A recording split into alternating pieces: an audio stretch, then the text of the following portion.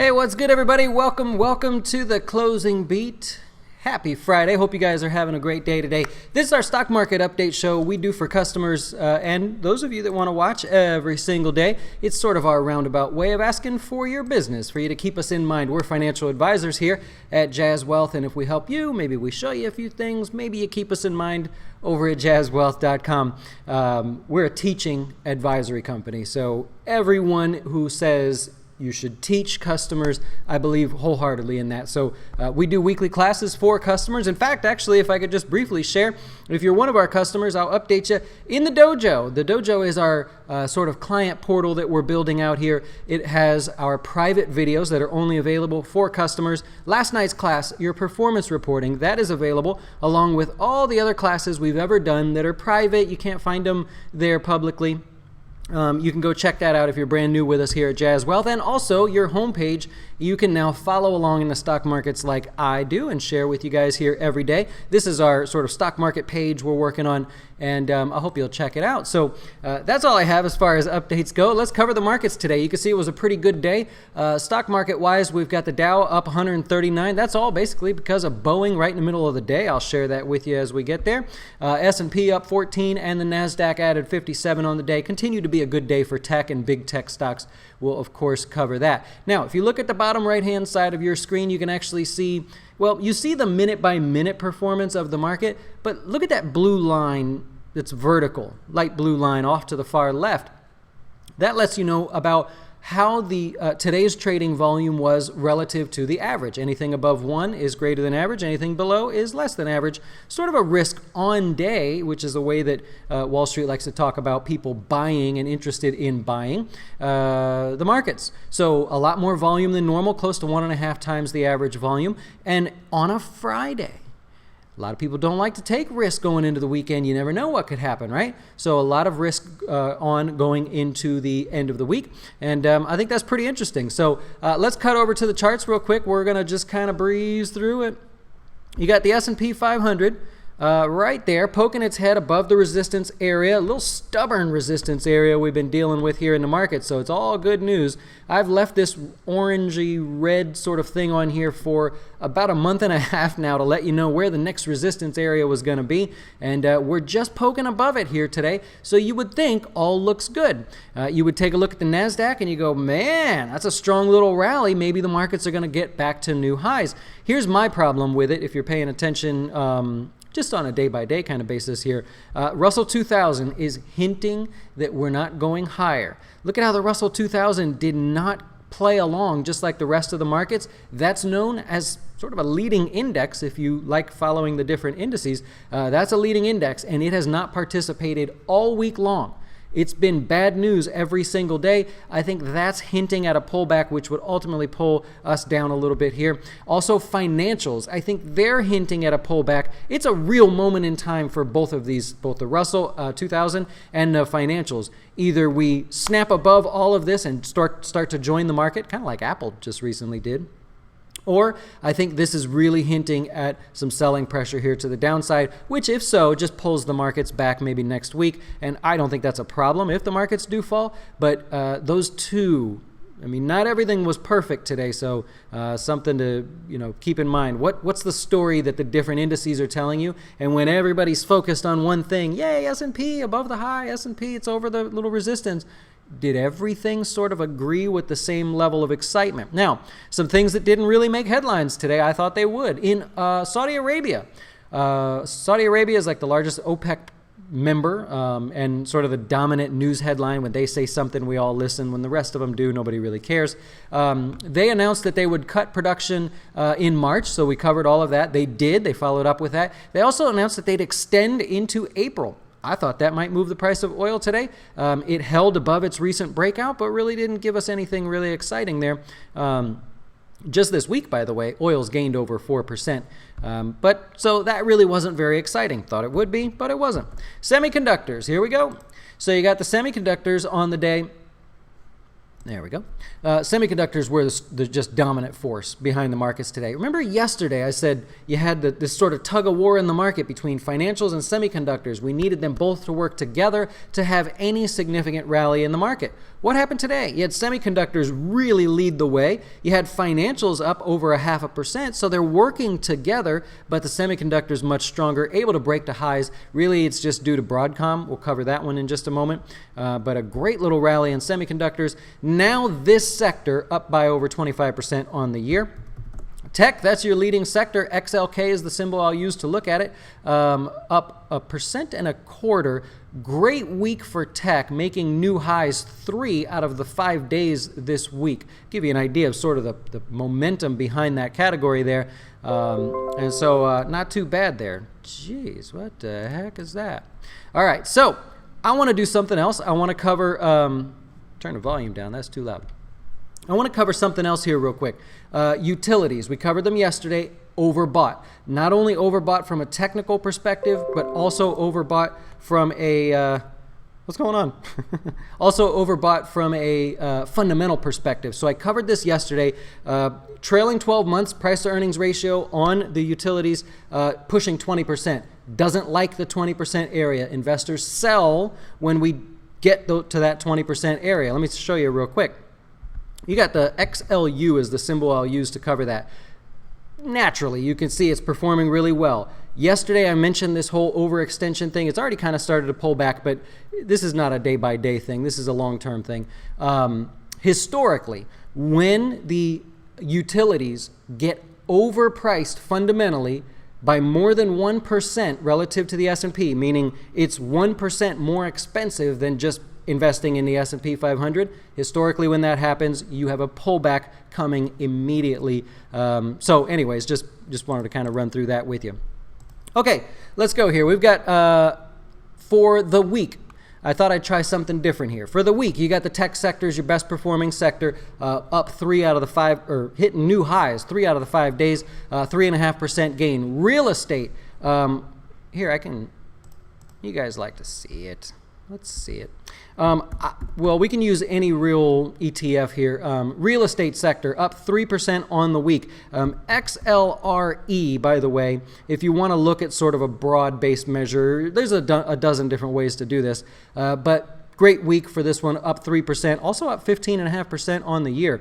Healthcare, we talked about this earlier in the week. In our portfolios here, we were noticing that healthcare and biotech, although I don't like biotech, was really some of the supporting positions in there. And so healthcare comes in third with a 2.5% gain on the week. However, it's lagging behind on the year. It's behind the overall market. It is, I won't say it's the worst performing sector, right, because everything's positive, but it has gained the least, about 6.25% there.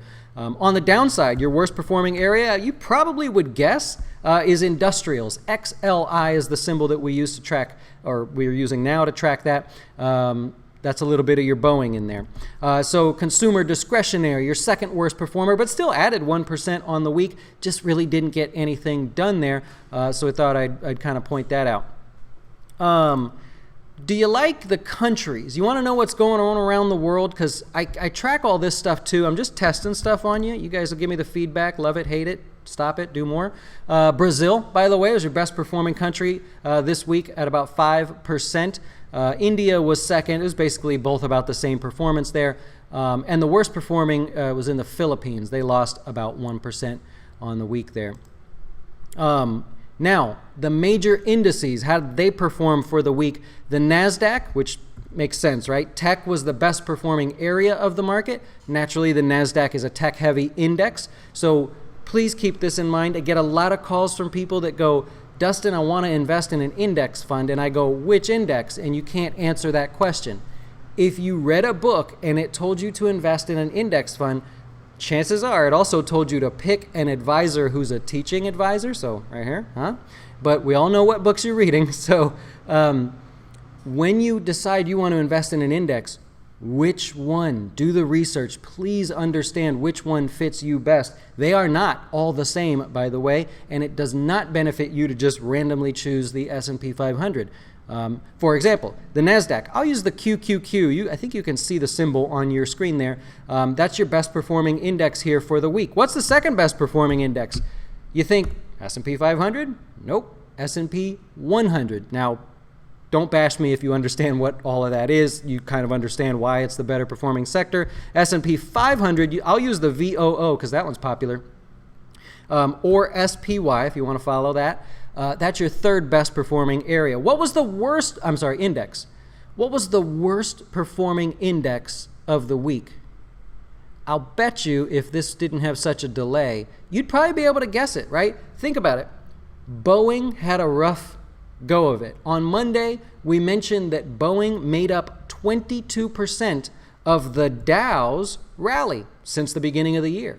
If Boeing got slammed to the tune of 30 billion, just slashed off their market cap, then it makes sense that if Boeing is a heavy position in the Dow, which is weighted, then the Dow would be your worst performing. So just putting the puzzle pieces together, the Dow was the worst performing, still positive, but only gained 1%.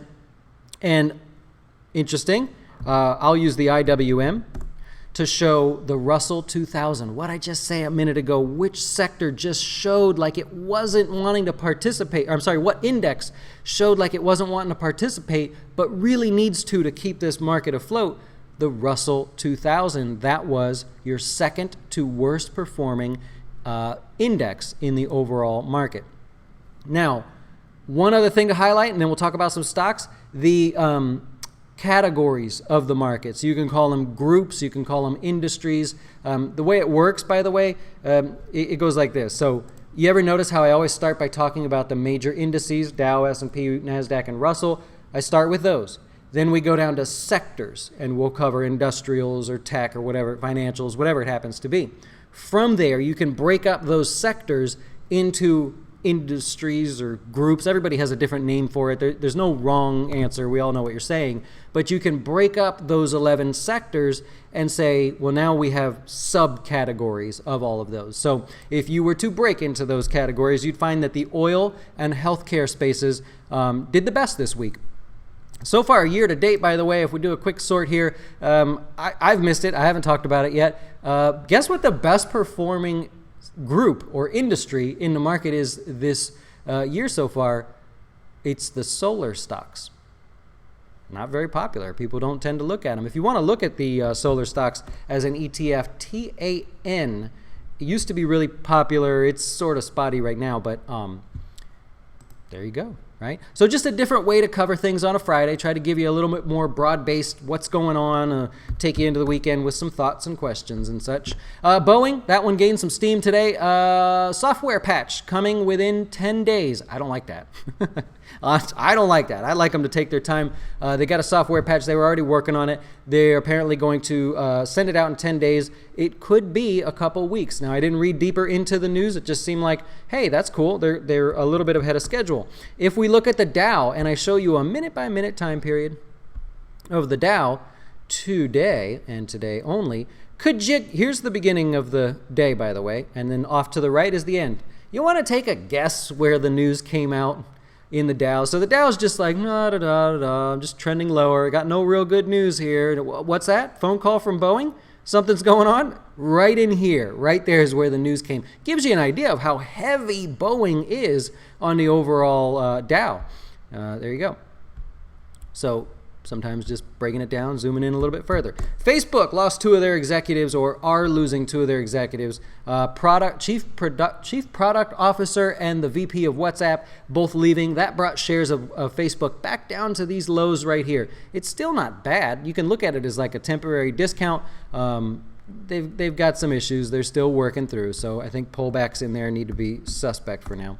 Adobe also pulled back, but really not that big of a deal. Beat on earnings, beat on revenue. All Adobe did was say, hey, a little bit slower in this current quarter. That's all. We're just noticing a little bit of slowdown, so the stock fell by 4% on the day. It was worse. I really don't think that's too big of a deal.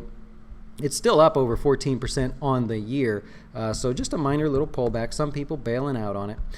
Tesla, I left the lines on the chart for you there. Tesla's got the Model Y. It's basically 50 grand, comes out in 2020.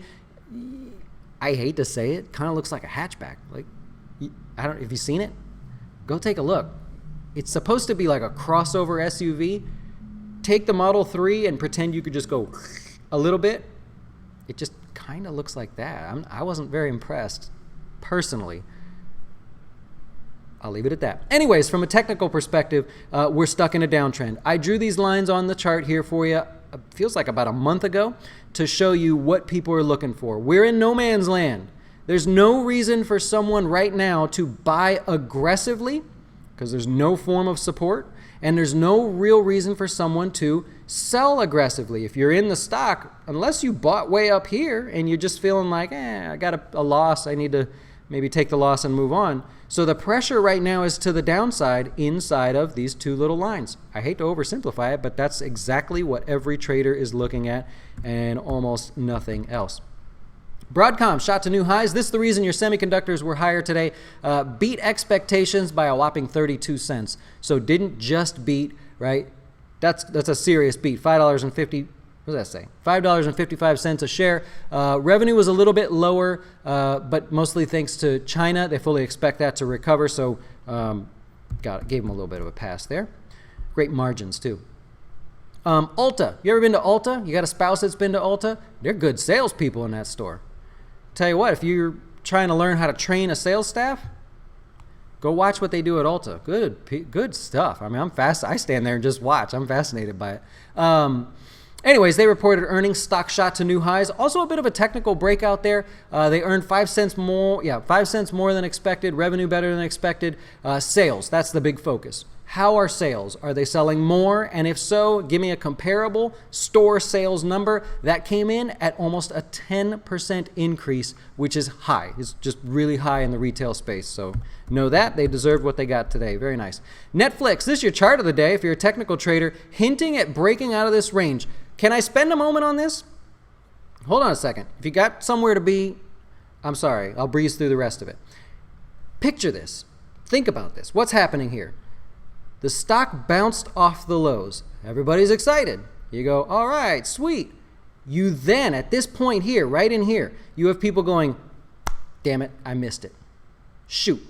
Well, that's okay. If it pulls back, I will buy some. Now, I'm not saying that now. I'm saying this is the thought of what people were thinking.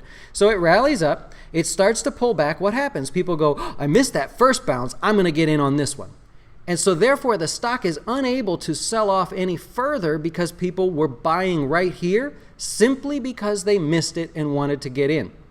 Then what happens? As this thing rallies, you have a little bit of short-term profit taking. Every time it pulls back and does not make a new low, meaning it's just a shallow or more shallow pullback, people get antsy and they go, okay, it's not going to pull back as far as I thought. Think about the stock market. The markets fell October, November, December was a disaster. And as it started to bounce, what was everybody saying? I'll get in when it pulls back. It's going to come back more. You got left in the dust. $44 billion came out of the 401k industry because retail traders were scared. They all got left in the dust. I've been talking to you guys, so I know y'all are sitting on the sidelines going, Dustin, when's it going to pull back? I thought it would pull back, and now I'm stuck. I missed the whole rally. That's what's happening in Netflix, only on a smaller scale. So now, every time it falls, people go, well, I guess it's not really going to pull back much. I guess I have to buy. So there's this pressure on the buyers to dive in. And so you see this sort of squeezing pattern right up here towards these highs. That's bullish. I'm not telling you what to do with it. That's bullish. AT&T, Raymond James, hometown guys here in Florida, upgraded the stock to outperform. It doesn't really catch a lot of news. Basically just gave AT&T about a 1.25% gain on the day. They just see more earnings growth and a better balance sheet. And actually, that's all I got for you. So I covered it. I did it. If you have any questions, I'll take a moment to answer them. But sorry for taking a little bit longer there. Nice. You guys talking to each other? Cool. The software patch, scheduled, I believe it was 10 days from now, or it's already going to be like 10 days from yesterday. Hey, overnight, by the way, this didn't make much headlines. Did you see that Kim Jong-un, his communications director said, we're rethinking the whole denuclearization thing. We're thinking about just going forward and continuing our nuclear program. Seems like that should have made headlines. I I don't know about you guys, but... And also the reason why they grounded the Boeing plane, this part, I forget the part's name, was configured to point the nose in the down direction. Remember, these planes crashed during the takeoff, first few minutes of the takeoff. I forget what they call it. Not the takeoff roll, but the thing. And so no way this part should have been configured in the downward position. Fascinating stuff. Yeah, Tesla's an active one. I'll give you that. It is definitely an active mover there. All right, well, that's all I have for you. I hope you have a great weekend. It is back to me, back to work for me. So, hey, if I helped you in some way, maybe you'll hit the subscribe button. I really appreciate it. I hope you have a great weekend. And, hey, if you're driving in a car at the speed of light and you turn the headlights on, what happens?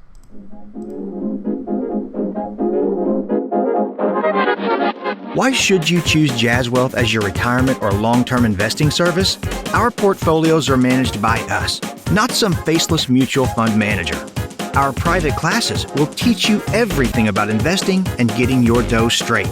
Best of all, our fiduciary standard means your best interest comes before ours.